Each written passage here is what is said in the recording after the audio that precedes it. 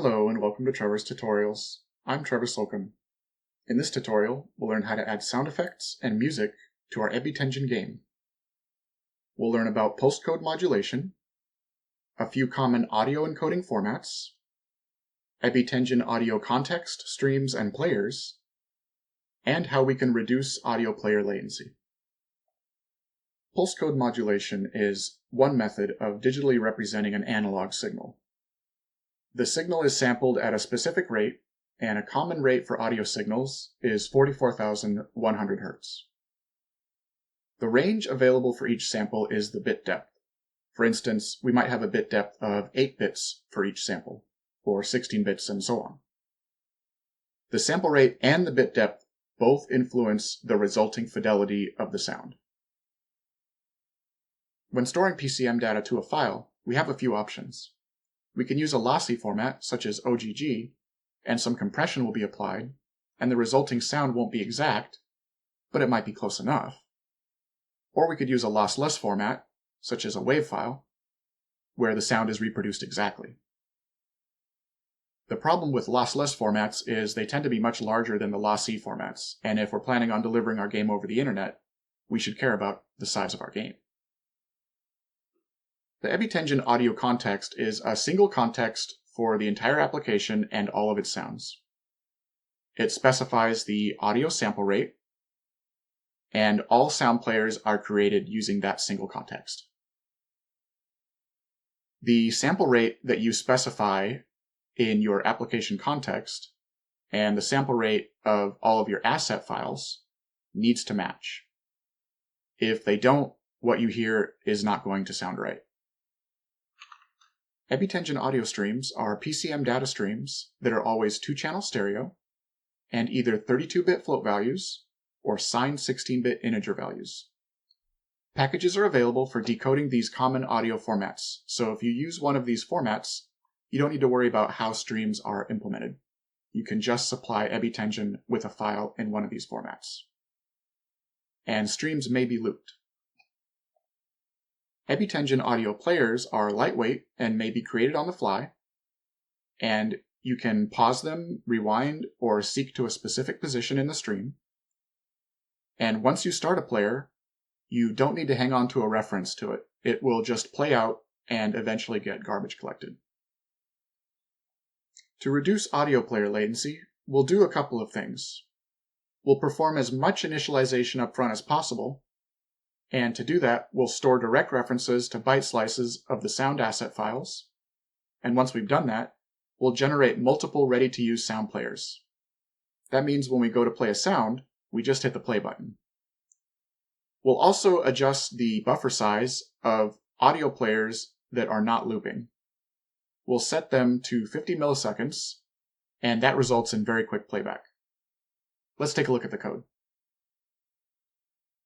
We define a sample rate of 44,100 Hz and a load OGG function, which takes a byte slice corresponding to an OGG file, and we call Vorbis decode with sample rate, which returns a Ebitengine audio stream. We've added a few new fields to our game: audio context, sounds, which is a map referring to each sound by name, containing a reference to the byte slice corresponding to that sound asset, and players, which is another map referring to each sound by name, which contains a channel for each sound, which we'll use to distribute the ready-to-use sound players. We define a new stream method, which retrieves the byte slice corresponding to that sound asset and calls load OGG to create a new stream. And we define new player, where if looping is enabled, we wrap that stream that we created with new infinite loop. Otherwise, we'll just use the stream directly.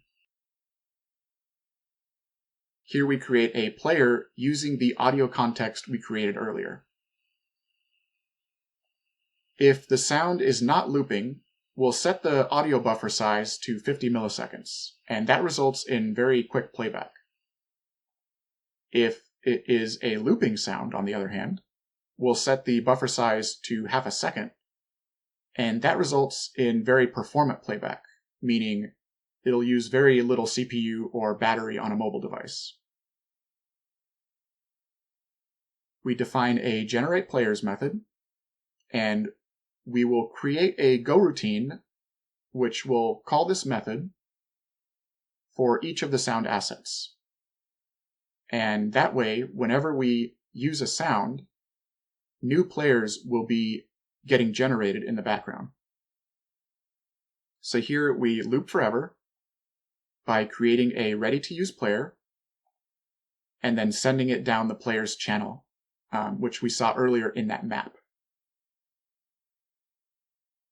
We define a load audio method where we create the audio context. And here we just walk through the audio directory in the asset directory, find all OGG files there, and then store a reference to the byte slice of that OGG file.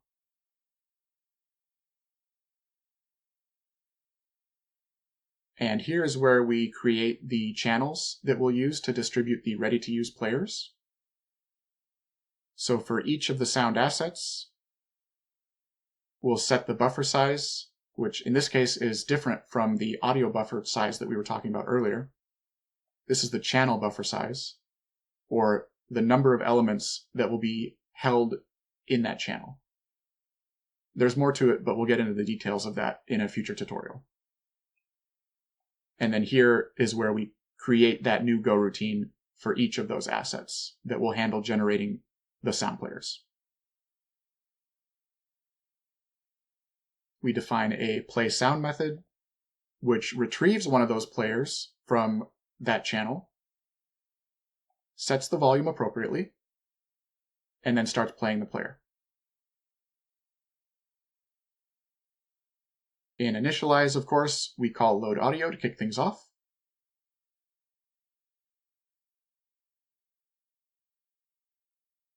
And we start playing the background music.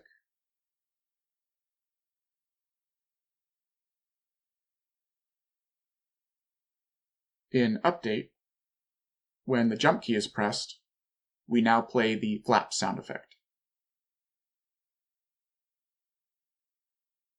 And that's it. Let's hear how our game sounds.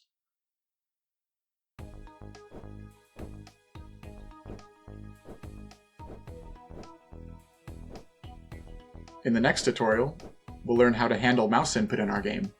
See you there.